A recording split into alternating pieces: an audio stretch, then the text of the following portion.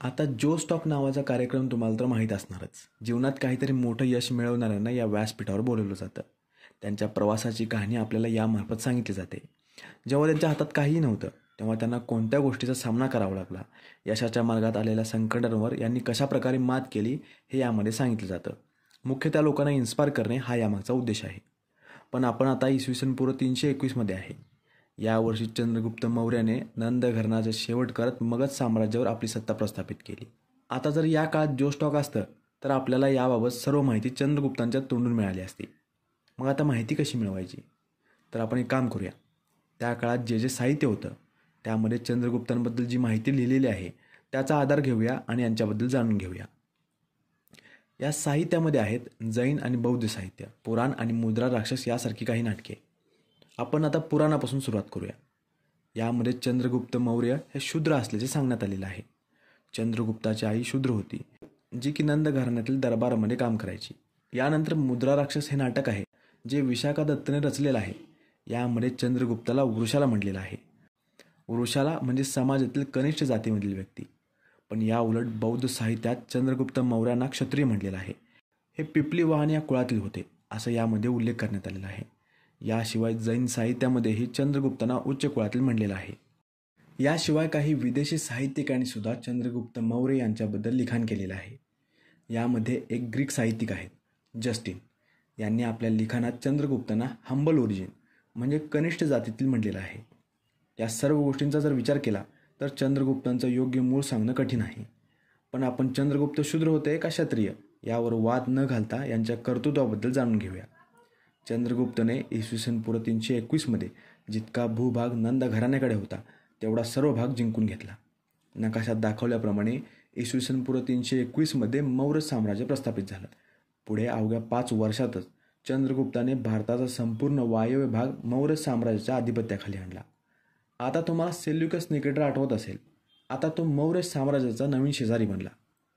हा खरं तर अलेक्झांडरचा एक गव्हर्नर होता, पण पूर्व 323मध्येच अलेक्झांडरचा मृत्यू झाला.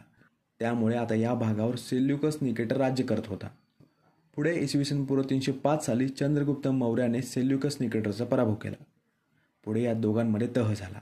या तहानुसार सेल्युकसला सिंधू नदीच्या पश्चिमेकडील बराच भूभाग मौर्य साम्राज्याला द्यावा लागला. यामध्ये होतं एरिया शहर, आर्याकोसिया म्हणजे अफगाणिस्तानचा कंधारचा प्रदेश, आणि गद्रोसिया म्हणजे ज्याला आपण आज बलुचिस्तान या नावाने ओळखतो. हा सर्व प्रदेश आता मौर्य साम्राज्याच्या अधिकारात आला होता. इतकंच नाही तर सेल्युकसला आपल्या मुलीचा विवाह चंद्रगुप्तसोबत लावून द्यावा लागला. यामुळे आता या दोघांच्यात मैत्रीचे संबंध प्रस्थापित झाले. सेल्युकसने यानंतर मेगास्थनेस नामक एका ग्रीक राजदूताला चंद्रगुप्ताच्या दरबारात पाठवलं. अशा प्रकारे चंद्रगुप्ताच्या काळात मगध प्रगती करत होता.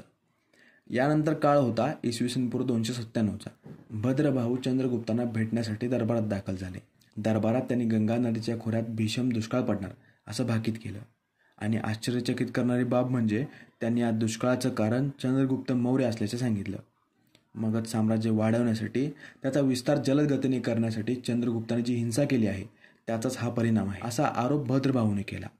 हा दुष्काळ जवळजवळ 12 वर्षे राहणार असं याने स्पष्ट केलं होतं. आता हे ऐकून चंद्रगुप्त मौर्य चिंतित झाले.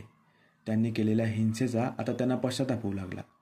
त्यामुळे त्यांनी सर्व राजपाटाचा त्याग केला आणि भद्रभाऊंना जाऊन मिळाले. भद्रभाऊंच्या अनुयायांसह त्यांनी भारताच्या दक्षिणी भागात स्थलांतर केलं. दक्षिण भारतात हे ज्या ठिकाणी जाऊन पोहोचले त्या ठिकाणाचे नाव आहे श्रवणबेळगोळ. हे ठिकाण आजच्या कर्नाटक राज्याचा भाग आहे. कर्नाटकात जैन धर्माच्या प्रसारामध्ये चंद्रगुप्त मौर्यांचा महत्त्वाचा वाटा आहे. जैन धर्मात सल्लेखना नामक एक विधी आहे. त्याचे आचरण करता करता चंद्रगुप्ताने आपला प्राण सोडला. आता तुम्हाला प्रश्न पडला असेल, चंद्रगुप्त तर सगळं सोडून दक्षिणेत आले होते, मग मगधचा राजा कोण होता?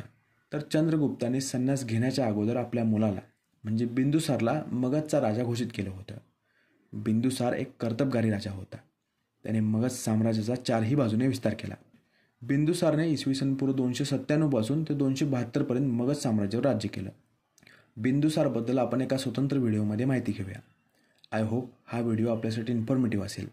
प्राचीन भारताच्या इतिहासातील अशीच माहिती मिळवण्यासाठी बुक्स तावा प्लेलिस्टला फॉलो करा.